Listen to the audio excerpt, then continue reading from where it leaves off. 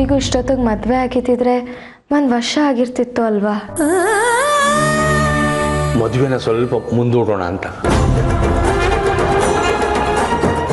ಮಕ್ಕಳು ಕೂಡ ಮದುವೆ ಬೇಡ ಅಂತೇನು ಹೇಳ್ತಿಲ್ಲ, ಸದ್ಯಕ್ಕೆ ಬೇಡ, ಮುಂದಕ್ಕೆ ಹಾಕಿ.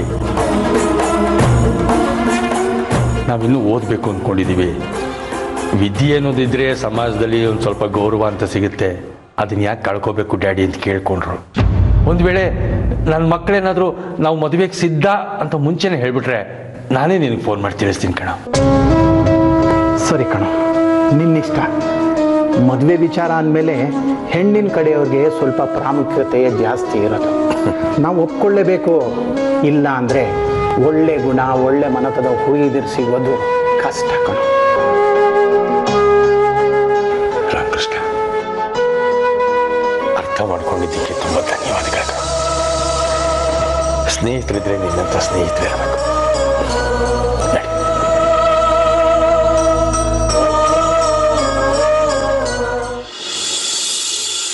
ಮಯೂರಿ, ಚಾರುಗೆ ಆಗಾಗ ಕಣ್ಣು ಮಂಜಾಗ್ತಿದೆಯಂತೆ, ಸುಸ್ತಾಗುತ್ತಂತೆ. ಅವಳು ಸರಿಯಾಗಿ ಮೆಡಿಸಿನ್ಸ್ ತಗೋತಾ ಇದ್ದಾಳೋ ಇಲ್ವೋ? ನನಗೆ ಯಾಕೋ ತುಂಬ ಭಯ ಆಗ್ತಿದೆ. ಅವಳು ಯಾವ ಸ್ಟೇಜಲ್ಲಿದ್ದಾಳೆ ಅಂತಲೂ ಜಡ್ಜ್ ಮಾಡೋಕ್ಕಾಗ್ತಿಲ್ಲ. ಡಾಕ್ಟ್ರ್ ಹತ್ರ ಕರ್ಕೊಂಡು ಹೋಗ್ತೀನಿ ಅಂತ ಹೇಳಬೇಕಿತ್ತು. ಪಿತ್ತ ಆಗಿರಬಹುದು ಅಂತ ನಾನು ಹೇಳಿದೆ. ಅದನ್ನೇ ನಂಬಿ ಕಷಾಯ ಮಾಡ್ಕೊಂಡು ಕುಡಿತೀನಿ, ಡಾಕ್ಟ್ರಿಗೆ ಏನು ಬೇಡ ಅಂತ ಹೇಳಿಬಿಟ್ಲು. ಅಯ್ಯೋ, ಏನ್ ಮಾಡೋದು?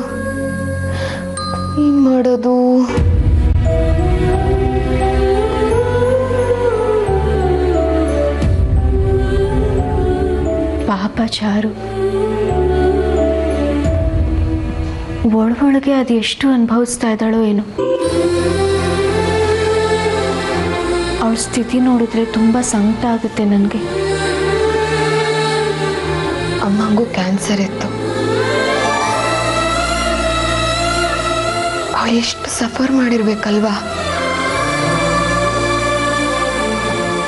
ನನ್ನ ಹತ್ರ ಏನೂ ಹೇಳ್ಕೊತಿರ್ಲಿಲ್ಲ ಅವಳು. ತುಂಬಾ ನೆನಪಾಗ್ತಿದ್ದಾಳೆ.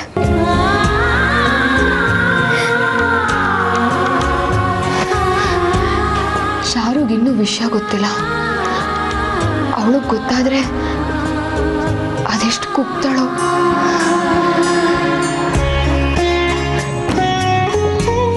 ಮಯೂರಿ, ಅವಳನ್ನ ಇನ್ನಷ್ಟು ಚೆನ್ನಾಗಿ ನೋಡ್ಕೊಳ್ಳೋಣ, ಇನ್ನಷ್ಟು ಪ್ರೀತಿ ತೋರಿಸೋಣ. ಅವಳಿಗೆ ಯಾವುದೇ ರೀತಿ ನೋವಾಗಬಾರ್ದು, ಹಾಗೆ ನೋಡ್ಕೊಳ್ಳೋಣ. ಎಲ್ಲಿದ್ದಾಳೆ? ರೂಮಲ್ಲಿದ್ದಾಳೆ. ಬಾ.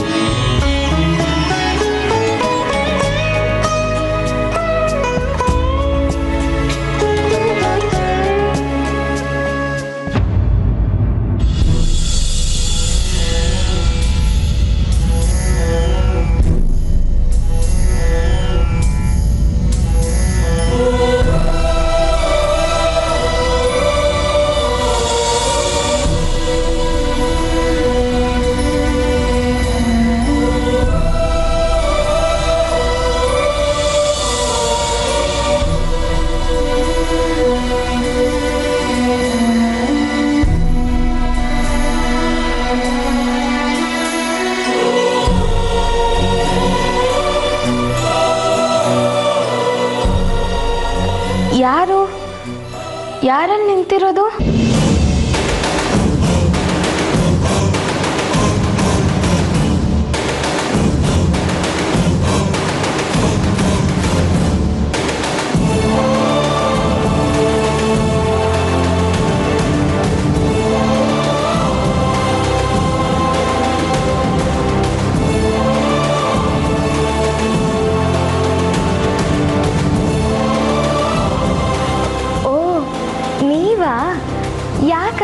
ಬಂದಿದ್ದೀರಾ?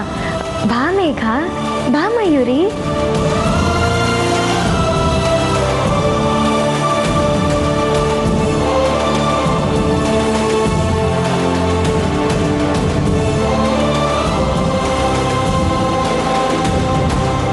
ಚಾರು, ನಾನು ಮಯೂರಿ ಬಂದಿದ್ದು ನಿಂಗೆ ನಿಜವಾಗ್ಲೂ ಕಾಣಿಸ್ಲಿಲ್ವಾ? ನಾನು ಯಾಕೆ ಸುಳ್ಳು ಹೇಳಿ? ಆಗಲೇ ಹೇಳಿದ್ನಲ್ಲ, ನನಗೆ ಅವಾಗವಾಗ ಕಣ್ಮಂಜಾಗ್ತಿರುತ್ತೆ, ಸ್ವಲ್ಪ ಹೊತ್ತಿರುತ್ತೆ, ಆಮೇಲೆ ಹೊರಟೋಗ್ಬಿಡುತ್ತೆ. ಅದಕ್ಕೆ ಈ ವೀಕಲ್ಲಿ ಒಂದು ಸರಿ ಚೆಕಪ್ ಮಾಡಿಸೋಣ ಅಂತಿದ್ದೀನಿ.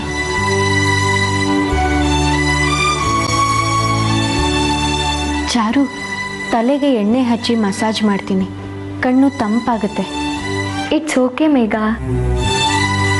ನೀನೇ ಹೇಳಿದ್ಯಲ್ಲ ಪಿತ್ತಕ್ಕೆ ಈ ರೀತಿ ಆಗುತ್ತೆ ಅಂತ. ನೀನು ಹೇಳಿದ್ಮೇಲೆ ಅಡುಗೆ ಮನೆಗೆ ಹೋಗಿ ಕಷಾಯ ಮಾಡ್ಕೊಂಡು ಕುಡ್ದೆ. ಕಷಾಯ ಮಾಡ್ಕೊಂಡು ಕುಡಿದ್ರೆ ಸಾಕಾ? ಒಂದ್ಸಲ ಡಾಕ್ಟರ್ ಹತ್ರ ಹೋಗೋದು ಒಳ್ಳೇದು.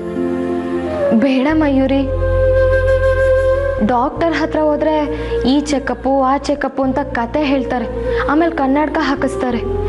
ನಿಧಾನಕ್ಕೆ ಹೋದ್ರೆ ಆಯಿತು. ಹಾಗಂತ ಇಗ್ನೋರ್ ಮಾಡೋದಕ್ಕಾಗತ್ತಾ? ನಾನು ಎಲ್ರಿಗೂ ಎಷ್ಟು ಕಾಟ ಕೊಟ್ಟೆ, ಈ ಮನೆ ನೆಮ್ಮದಿನೇ ಹಾಳು ಮಾಡಿದೆ. ಆದರೂ ನೀವು ಅದನ್ನು ಕ್ಷಮಿಸಿ ನೀವೆಲ್ಲರೂ ಎಷ್ಟು ಬೇಗ ಬದಲಾಗಿದ್ದೀರಾ. ನೀವೆಲ್ಲರೂ ಒಳ್ಳೆಯವರು, ನಾನೇ ಪಾಪಿ. ಚಾರು, ಹಾಗೆಲ್ಲ ಮಾತಾಡಬೇಡ. ನಾವೇನೋ ನಿನ್ನ ಜೊತೆ ಟೈಮ್ ಸ್ಪೆಂಡ್ ಮಾಡೋಣ, ಖುಷಿ ಖುಷಿಯಾಗಿ ಮಾತಾಡೋಣ ಅಂತಂದ್ರೆ ನೀನು ಇಷ್ಟು ಇಮೋಷನಲ್ ಆಗ್ತೀಯಲ್ಲ. ನಗು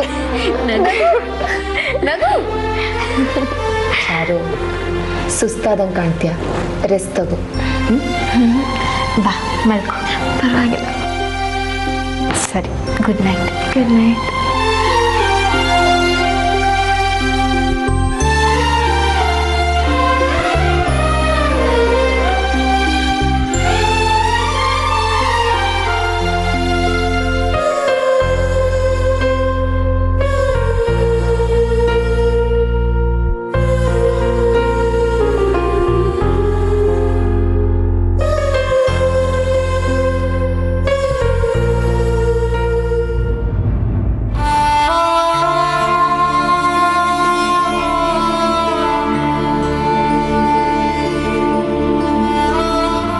ಮಕ್ಕಳೇ, ನಿದ್ದೆ ಬರಲಿಲ್ವಾ?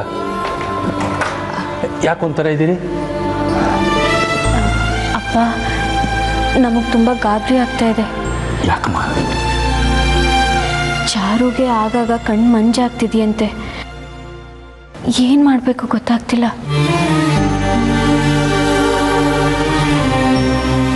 ದೊಡ್ಡಪ್ಪ, ಚಾರು ಟ್ರೀಟ್ ಮಾಡ್ತಿರೋ ಡಾಕ್ಟ್ರಿಗೆ ಫೋನ್ ಮಾಡಿ ಈ ವಿಷಯ ತಿಳಿಸೋದು ಒಳ್ಳೇದಲ್ವಾ? ಹೌದು ಅಪ್ಪ, ಅವ್ರು ನನ್ನ ಮಾತು ಕೇಳಿದ್ರೆ ಏನಾದರೂ ಟ್ರೀಟ್ಮೆಂಟ್ ಹೇಳ್ತಾರೋ ಏನೋ. ಟ್ರೀಟ್ಮೆಂಟ್ ಒಂದೇ ಮುಖ್ಯ ಆಗಲ್ಲಮ್ಮ.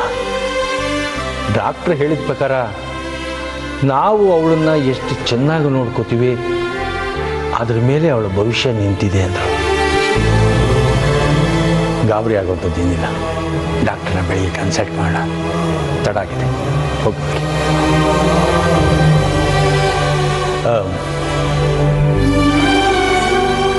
ಚಾರು ಹತ್ರ ಮಾತಾಡುವಾಗಲೆಲ್ಲ ಜಯಂತ ನಿನ್ನನ್ನು ಮದುವೆ ಆಗೋದಕ್ಕೆ ಒಪ್ಪಿದ್ದಾನೆ ಅನ್ನೋದನ್ನು ತಿಳಿಸಿ.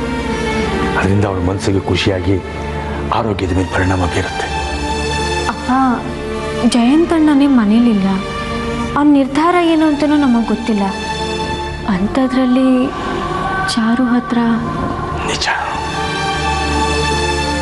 ಅವನಿಂದ ಬರೀ ಸಮಸ್ಯೆಗಳೇ ಸೃಷ್ಟಿಯಾಗ್ತಾ ಇದೆ. ಜಯಂತನ ಹತ್ರ ನಾನು ಮಾತಾಡ್ತೇನೆ. ಹೋಗಿ ಮಲ್ಗಿ. ಸರಿ ದೊಡ್ಡಪ್ಪ.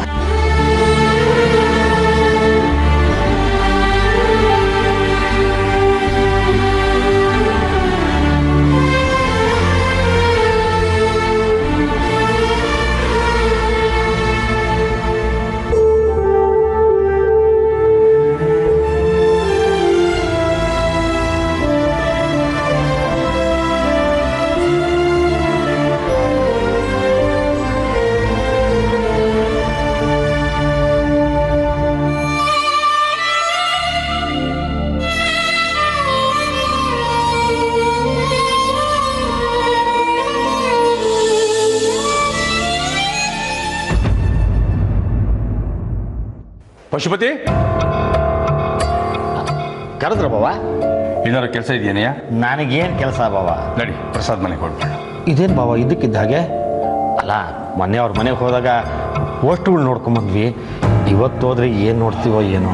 ಮನೆ ಅವ್ರಿಗೆ ಹೇಳಿರ್ಲಿಲ್ಲ, ದಿಢೀರ್ ಅಂತ ಹೋದ್ವಿ, ಹಾಗಾಯ್ತು. ಈ ಸಲ ಫೋನ್ ಮಾಡಿ ಹೇಳೋಣ ಬರ್ತಾ ಇದೀವಿ ಅಂತ ಅಂದ್ಬಿಟ್ಟು. ಹಾಗಿದ್ರೆ ಈಗಲೇ ಕಾಲ್ ಮಾಡಲ ಬಾವ? ಮಾಡು. ಹಾಂ, ಈ ಸಲ ಮನೇಲಿ ಭೇಟಿ ಆಗೋದು ಬೇಡ. ಯಾಕೆ ಬಾವ? ಗಂಡ ಹೆಂಡತಿ ಇಬ್ಬರನ್ನು ಹೊರಗಡೆ ಬರೋದಕ್ಕೆ ಹೇಳಿದಷ್ಟು ಮಾಡು, ಯಾಕೆ ಅಂತ ಪ್ರಶ್ನೆ ಬೇಡ. ಇನ್ನೊಂದು ಮುಖ್ಯವಾದ ವಿಷಯ, ನಾನು ಫೋನ್ ಮಾಡಿ ಕರೆದೆ ಅಂತ ಹೇಳಿ. ಸರಿ ಬಾವ. ನಾನು ಸುಮತಿಗೆ ಹೇಳಿ ಬರ್ತೇನೆ.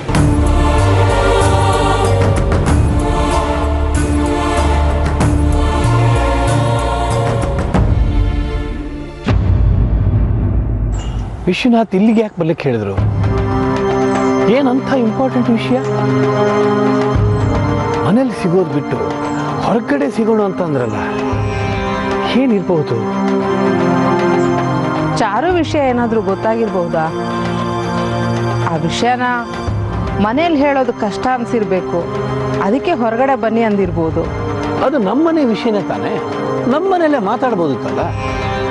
ಮೊದಲು ಅವ್ರು ಬರಲಿ, ಏನು ಅಂತ ನೋಡೋಣ.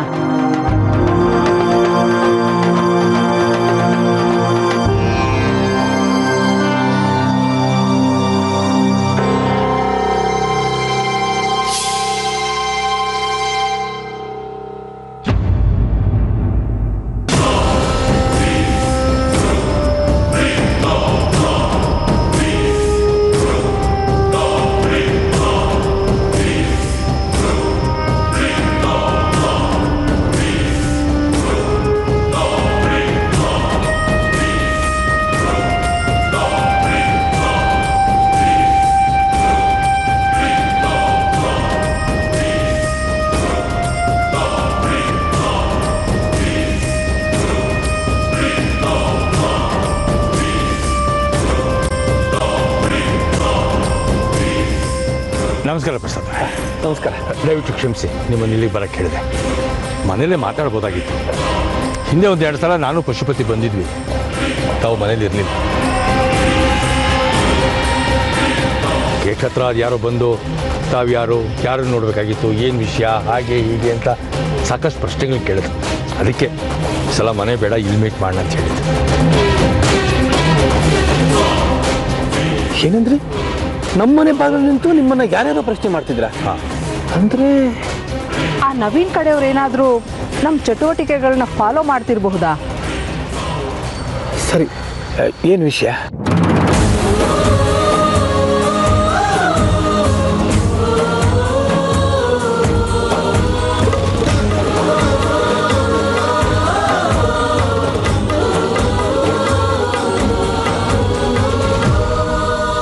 ಯಾಕೆ ಹೀಗೆ ಸುಮ್ಮನಿದ್ದೀರಿ? ಏನು ಅಂತ ಹೇಳಿ. ಅದೇ ಚಾರು ಮತ್ತು ಜಯಂತ್ ಮದುವೆ ವಿಷಯ ಮಾತಾಡೋಣ ಅಂತ. ನೀವು ಹೂ ಅಂದರೆ ಎಲ್ಲ ಸಿದ್ಧತೆಗಳು ಮಾಡ್ಕೋಬೋದು.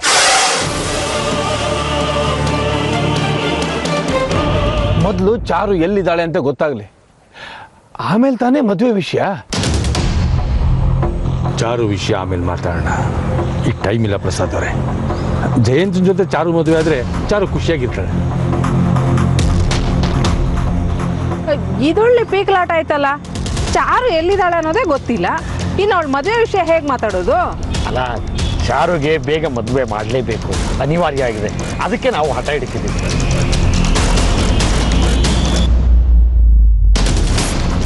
ಚಾರು ನನ್ನ ಮಗಳು, ಅವಳಿಗೆ ಮದುವೆ ಮಾಡಬೇಕು ಅನ್ನೋದು ನನಗೆ ಗೊತ್ತು. ಅವಳಿಗೆ ಬೇರೆ ಹುಡುಗನ ನೋಡಿದ್ದೀನಿ, ಅವನ ಜೊತೆನೆ ಮದುವೆ ಮಾಡ್ತೀನಿ. ಪ್ರಸಾದ್ ಅವರೇ, ದಯವಿಟ್ಟು ಬೇರೆ ಕಡೆ ಗಂಡು ನೋಡಬೇಡಿ. ಅವಳ ಆಸೆನ ನಿರಾಸೆ ಮಾಡಬೇಡಿ. ಚಾರುಗೆ ಜಯಂತನ ಮೇಲೆ ಮನಸ್ಸಿದೆ, ಅದು ನಿಮಗೂ ಗೊತ್ತು.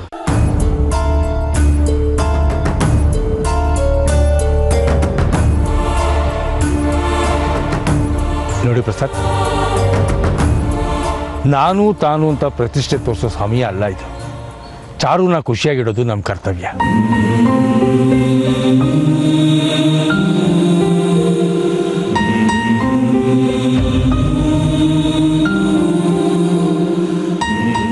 ನೀವ್ಯಾಕೆ ಹತ್ರ ಪಡ್ತೀರಿ? ನಮಗಿಲ್ಲದ ಅರ್ಜೆಂಟು ನಿಮ್ಗೆ ಯಾಕೆ ವಿಶ್ವನಾಥ್? ಮೊದಲು ಚಾರು ಮನೆಗೆ ಬರಲಿ, ಮದುವೆ ವಿಷಯನ ಆಮೇಲೆ ಮಾತಾಡೋಣ. ನೀವು ಚಾರು ತಂದೆ ತಾಯಿ, ನಿಮ್ಮ ಹತ್ರ ವಿಷಯ ಮುಚ್ಚಿಟ್ರೆ ನಮ್ಮ ಕಡೆಯಿಂದ ತಪ್ಪಾಗತ್ತೆ. ಚಾರು ಈಗ ನಮ್ಮನೇಲೇ ಇದ್ದಾಳೆ.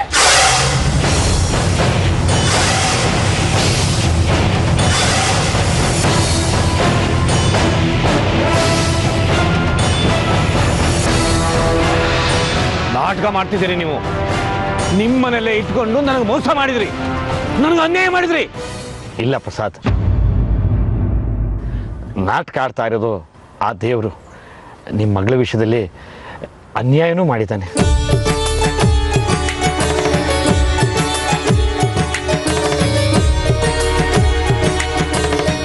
ಇನ್ನೊಂದು ವಿಷಯನೂ ಹೇಳ್ಬಿಡ್ತೀನಿ, ನೀವಿಬ್ಬರು ಮನಸ್ಸು ಸ್ವಲ್ಪ ಗಟ್ಟಿ ಮಾಡ್ಕೊಳ್ಳಿ.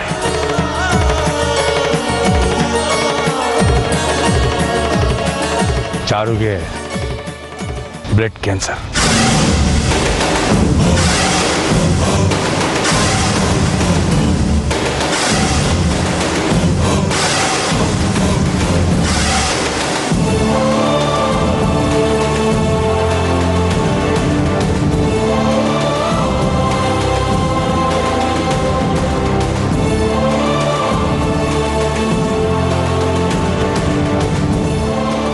ಈ ವಿಷಯ ಯಾರು ಹೇಳಿದ್ರು ವಿಶ್ವನಾಥ್?